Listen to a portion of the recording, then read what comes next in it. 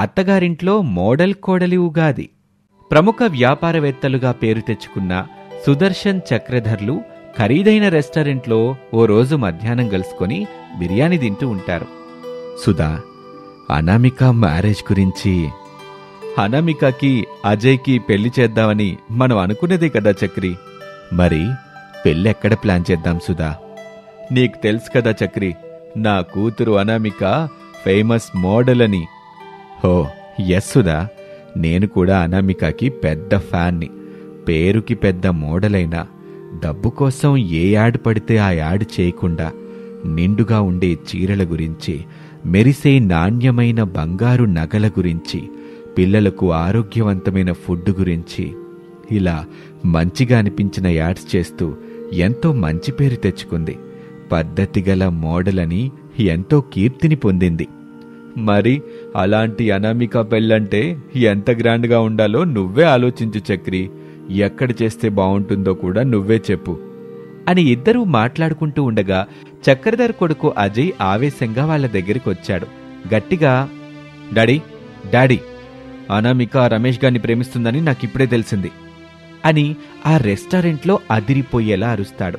చక్రధర్ కోపంగా, అజయ్, ఎక్కడ ఎవరి ముందు ఏం మాట్లాడుతున్నావో అర్థమవుతుందా అని అంటాడు. అప్పుడు అజయ్ సుదర్శన్ని చూస్తాడు. Sorry uncle. ఇలా చూడు అజయ్, అనామిక నీ భార్య. నీ భార్యని నువ్వే కాపాడుకో. వెళ్ళు. నీ భార్యతో ఎవరు చనువుగా ఉన్నా, ఎవ్వరు ప్రేమించినా వాడికి వార్నింగ్ ఇస్తావో, పూర్తిగా అడ్డు తొలగిస్తావో ఇక నీ ఇష్టం. వెళ్ళు, అనామికాని కాపాడుకో అని చెప్పగానే అజయ్ ఆవేశంగా రెస్టారెంట్ నుంచి బయటకొచ్చి రోడ్డు మీదున్న కారు దగ్గర ఆగుతాడు. ఆవేశంగా ఫోన్లో, ఒరేయ్, అనామిక వెళ్తున్న కారుని ఫాలో అవ్వండి. ఆ రమేష్ ఒంటరిగా ఉన్నప్పుడు మన లారీతో యాక్సిడెంట్ చేశాయి. ఆ తర్వాత ఏమైనా అయితే చూసుకోవడానికి నానున్నాడు కదా. ఆ రమేష్ గాడు వారం రోజుల వరకు నిద్ర లేవకుండా ఉండాలి. ఈ వారం రోజుల్లో నాకు అనామికకి పెళ్ళవుతుంది అని చెప్తాడు. ప్రముఖ మోడల్ అనామిక కూర్చున్న కారుని రమేష్ టెన్షన్తో డ్రైవింగ్ చేస్తూ ఉంటాడు. కారులో ఏసీ ఉన్నప్పటికీ రమేష్కి చెమటలు పడుతూ ఉంటాయి. తనలో తాను, ఎంత చెప్పినా వినకుండా ఈ అనామిక మేడం మా ఇంటికి వెళ్దామని మొండు పట్టింది. ఇప్పుడు తీసుకెళ్తున్నాను. ఏం జరుగుతుందో ఏమో. ఊరి వాళ్ళు అనామికని చూసి గుర్తుపట్టి ఫోటోలు కావాలని గోల్ చేస్తారు.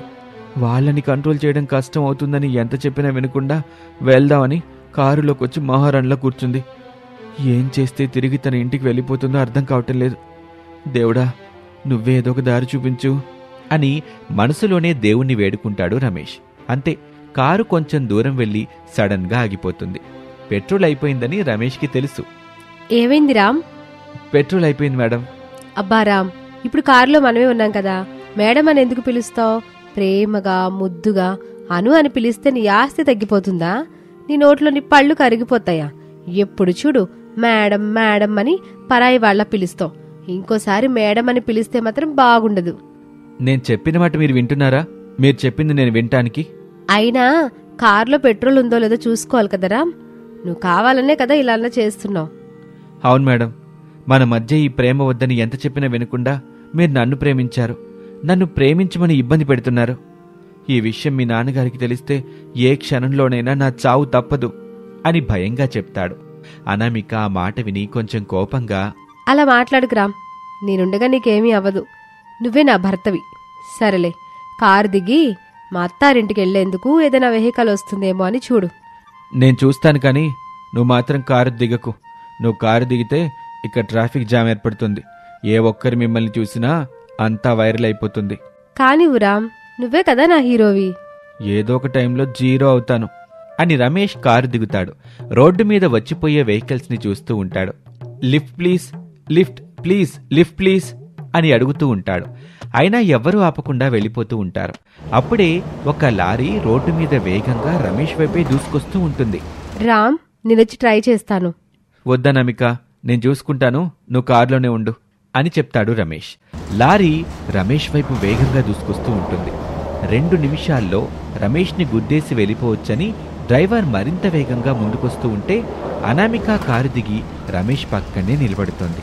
అంతే, డ్రైవర్ లారీని అతి కష్టం మీద అనామిక వాళ్ళున్న కారుకి కొంచెం దూరంలో ఆపేస్తాడు. రమేష్, అనామిక భయపడుతూ ఉండగా డ్రైవర్ పారిపోతాడు. అనామిక రమేష్లు ఆ డ్రైవర్ని గుర్తుపడతారు. నిమిషం కూడా ఆలస్యం చేయకుండా ఆవేశంగా తండ్రి సుదర్శన్కి ఫోన్ చేసింది. డాడీ, అజయ్ నన్ను రమేష్ని చంపించాలని లారీని పంపించాడు. నిన్ను చంపడానికి కాదు తల్లి, ఆ రమేష్ని చంపటానికి. ఓహో, మీకు విషయం అర్థమైందని నాకు అర్థమైంది. నేను రమేష్ని పెళ్లి చేసుకుంటాను. మీకు ఇష్టం ఉందా లేదా? లేదను. నువ్వు ఒక మోడల్వి, సెలబ్రిటీవి. డ్రైవర్ని పెళ్లి చేసుకుంటే నీకు ఎలాంటి అవకాశాలు రావు. రాకపోయినా పర్వాలేదు డాడీ. నేను మాత్రం రమేష్తో చాలా సంతోషంగా ఉంటాను, ఆనందంగా జీవిస్తాను. ఈ రంగుల మోడల్ లైఫ్ నాకొద్దు డాడీ. భార్య, కోడలు, అమ్మ ఇలాంటి పాత్రలు పోషించుకుంటూ రీల్ మోడల్లా కాకుండా రియల్ మోడల్ అవుతాను డాడీ అని ఫోన్ పెట్టేస్తుంది అనామిక. మట్టింట్లో శారద, ప్రసాదు, గోపాలం, సుశీల కూర్చుని ఉంటారు. అన్నయ్య, వదినా, నేను మాటెత్తున్నా. మీ కూతురు అంజలి మా కోళ్ళం. ఒకసారి అల్లుని కూడా అడిగితే బాగుంటుంది వదినా. వదినా, నా కొడుకు నా మాట అని చెప్పడం పూర్తి చేయకుండానే రమేషు అనామికతో కలిసి ఇంట్లోకొచ్చాడు. మోడల్ అనామికాని గుర్తుపట్టి అందరూ లేచి నిలబడ్డారు. మర్యాదపూర్వకంగా పిలిచి కూర్చోబెట్టారు. వాళ్ళలా నిలబడి ఉన్నారు. శారద ఫ్రిడ్జ్లో నుంచి వాటర్ తీసుకొచ్చిచ్చింది. అనామిక తాగింది. కొంచెం సేపటి తర్వాత, అమ్మా, నాన్న, నేను చెప్పే విషయం మీరంతా జాగ్రత్తగా వినండి. నువ్వు ఆగురా, నేను అత్తయ్య మావయ్యలకి అర్థమయ్యేలా చెప్తాను అని అనగానే శారదా, ప్రసాదులు అయోమయంగా ముఖాలు చూసుకుంటారు. అత్తయ్య, మావయ్య, నేనొక మోడల్గా అడగట్లేదు, చెప్పడం లేదు. ఒక ఆడపిల్లగా చెప్తున్నాను. నాకు రమేష్ అంటే చాలా ఇష్టం. పెళ్లి చేసుకుంటాను అని చెప్పగానే గోపాలం, సుశీల అక్కడి నుంచి వెళ్ళిపోతారు. ఎన్నో విధాలా శారద ఒప్పించి అనామికాని తిరిగి తన ఇంటికి పంపించాలని చూసింది. కాని అనామిక వినలేదు. ఎంత బ్రతిమిలాడినా రమేష్ని పెళ్లి చేసుకుంటాననే చెప్తుంది తప్ప తన తండ్రి దగ్గరికి వెళ్ళాలని చెప్తుంది. అప్పుడు శారద దంపతులు రమేష్ పట్ల ఉన్న ప్రేమని అర్థం చేసుకుంటారు. బాబు రమేషు, నీకు ఈ మోడల్ అనామిక అంటే ఇష్టం ఉంటే చెప్పు బాబు, ఇద్దరికి పెళ్లి చేస్తాం. లేదంటే తన నాళ్ళింటికి పంపించేస్తాను. నాకిష్టమే అమ్మా. కోళ్ళ, మీ నాన్నగారి ఫోన్ నెంబర్ ఇవ్వు తల్లి, నేను ఫోన్ చేసి మాట్లాడతాను. సరే మావయ్య అని తండ్రి సుదర్శన్ నెంబర్ ఇస్తుంది. అలా ఓ 2 రోజులు గడిచాయి. ఊరి వాళ్ళు మోడల్ అనామికాని గుర్తుపట్టి తనతో మాట్లాడడానికి వస్తూ ఉండేవాళ్లు. అనామిక కూడా వాళ్లతో ప్రేమగా మాట్లాడుతూ ఉంటుంది. అనామికకి తెలియకుండా రమేష్ సుదర్శన్ దగ్గరికి వచ్చాడు. సుదర్శన్ కోపంగా గన్ను గురిపెడతాడు. చంపేండి సార్. నేనిక్కడికి వచ్చిన విషయం అనామికకి, మా ఇంట్లో వాళ్ళకు కూడా తెలియదు. నన్ను కాల్చి అనాథలా ఎక్కడో దూరంగా పడేయండి. కానీ సార్, నేను చనిపోయానని తెలిసిన క్షణం పాపం అనామిక ప్రాణాలతో ఉండదు సార్. అంతలా ప్రేమించింది సార్ నన్ను.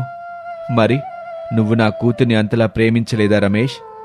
అందుకే కదా సార్ నాకు చెప్పకుండా మీకోసం లోపల బాధపడుతున్న తన బాధని అర్థం చేసుకుని మిమ్మల్ని తన దగ్గరికి తీసుకువెళ్ళడానికి వచ్చాను. నేను రాను రమేష్. సార్, ఉన్నది ఒకటే జిందగీ. కోపాలు, ఆవేశాలు పెంచుకొని మమకారాల్ని, అనుబంధాల్ని దూరం చేసుకోవటం ఎందుకు సార్? దయచేసి రండి. నా కోసం వద్దు, మీరు ప్రాణంగా చూసుకునే అనామిక కోసం రండి. నన్ను ప్రేమించినా మీరే తన ప్రాణంగా జీవించి మీ కూతురి కోసం రండి సార్. నువ్వెన్ని చెప్పినా నా మనసు ఒప్పుకోవటం లేదు రమేష్. సార్, ఆడపిల్లకి తండ్రిని మించిన దైవం లేదు, రాదు కూడా. ఇక మీ ఇష్టం సార్ అని రమేష్ వెళ్ళిపోతాడు. ఓ 2 రోజుల తర్వాత కూతురు అనామిక మీద మమకారం చంపుకోలేక చూడ్డానికి రమేష్ వాళ్ళింటికొస్తాడు సుదర్శన్. అనామిక తన కోసం వచ్చిన తండ్రిని చూసి చాలా సంతోషపడుతుంది. మా డాడీ మనసు నాకు తెలీదా? నా కోసం నువ్వు ఖచ్చితంగా వస్తావని తెలుసు డాడీ. నువ్వు వచ్చి మాట్లాడినప్పుడే పెళ్లి చేసుకుందాం అనుకున్నాం. ఇక నేను వచ్చాను కదా తల్లి, నీకు రమేష్కి పెళ్లి చేస్తాను. చాలా సంతోషం బావగారు. మా ఇంటి పద్ధతి ప్రకారంగా మా ఊళ్ళో గుళ్ళో పెళ్లి చెయ్యాలి, మీకు సమ్మతమేగా అని ప్రసాద్ అడగగానే సుదర్శన్ ఒప్పుకుంటాడు. ఇక మంచి రోజున ఊళ్ళో గుళ్ళో రమేష్కి అనామికకి ఘనంగా పెళ్లి జరిపిస్తారు. మోడల్ అనామిక ఇంటి పని, వంట పని చక్కగా చేస్తూ అత్తగారు శారద మనసు గెలుచుకుంటుంది. ఒక రోజున అనామిక ఫోన్లో, లేదండి, నేను మోడలింగ్ చేయడం మా అత్తయ్య గారికి ఇష్టం లేదు, నన్ను ఇబ్బంది పెట్టొద్దు అని చెబుతుంటే శారద ఆ మాటలు వింటుంది. అప్పుడు శారద, కాళ్ళ, నువ్వెట్టాగు మంచి మంచి ఆటికి మోడలింగ్లు చేస్తావుగా, ఇప్పుడు కూడా చేసుకో.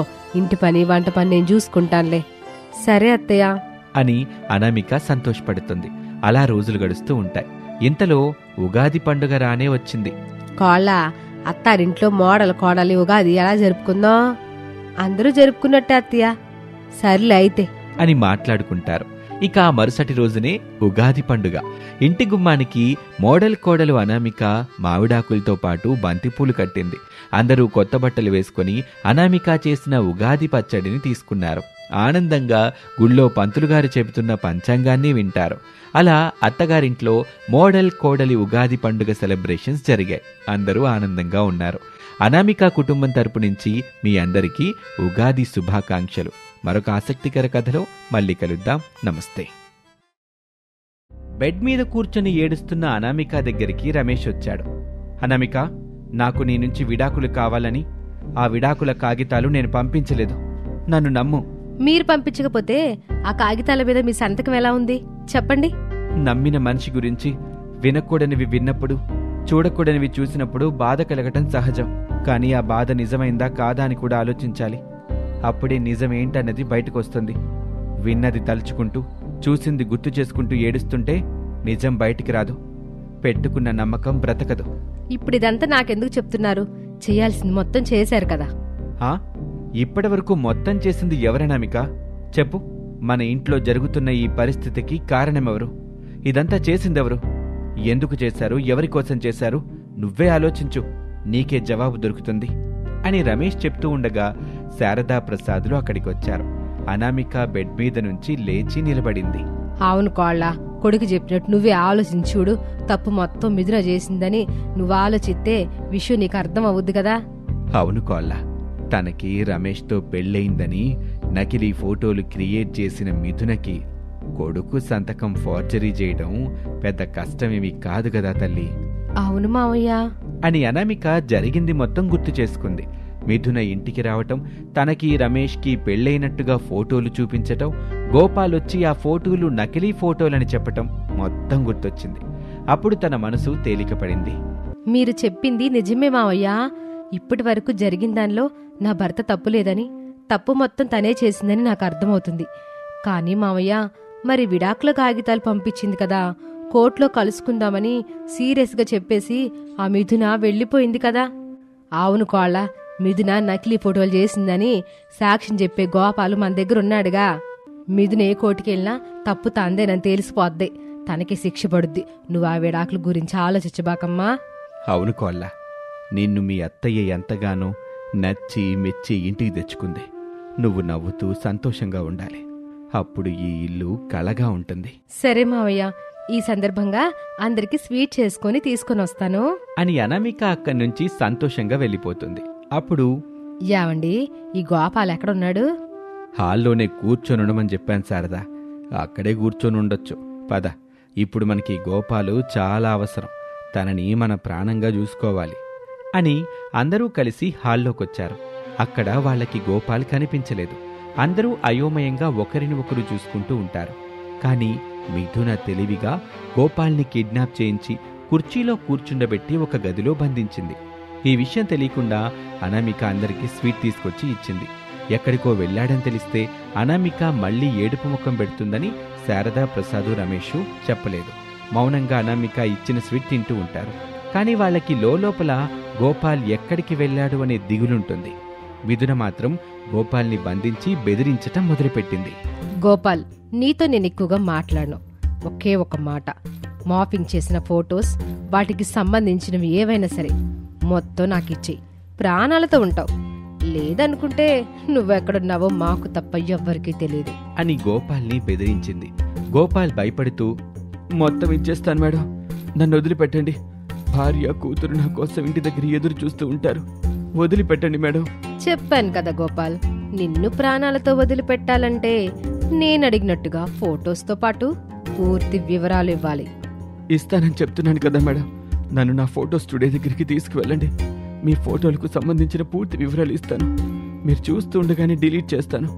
నన్ను నా ఫోటో స్టూడియో దగ్గరికి తీసుకువెళ్ళండి. దాము అని పిలవగానే కండబలం కలిగిన దాము అక్కడికొచ్చాడు. చెప్పండి మేడం. ఈ గోపాల్ని జాగ్రత్తగా తన ఫోటో స్టూడియో దగ్గరికి తీసుకుని వెళ్ళు. అతనిస్తానని చెప్పిన ఫోటోస్, వీడియోలను తీసుకొని ఇక్కడికి వచ్చేయండి. మరి గోపాల్ని ఏం చేయాలి మేడం? అక్కడే వదిలిపెట్టొచ్చేయి. సరే మేడం అని గోపాల్ని తీసుకుని దాము అక్కడి నుంచి వెళ్ళిపోతాడు. ఇక్కడే మిథున సరిగా ఆలోచించలేకపోయింది. గోపాల్ దగ్గర తను మార్ఫింగ్ చేయించిన ఫోటోలు తీసుకుంటే సరిపోతుంది అనుకుంది. కానీ తను చేసిన మోసానికి అతను ప్రత్యక్ష సాక్ష్యమనే నిజాన్ని మర్చిపోయింది. గోపాల్ని వదిలిపెట్టి రమ్మని చెప్పింది. సరిగ్గా అదే సమయంలో శారద, గోపాల్, రమేష్ ముగ్గురు ఆటోలో గోపాల్ ఫోటో స్టూడియో దగ్గరికి వచ్చారు. శారద, గోపాలు తన ఫోటో స్టూడియోలో కూడా లేకపోతే ఎలా చెప్పు అని ప్రసాద్ అడగగానే శారదకి కోపం వచ్చింది.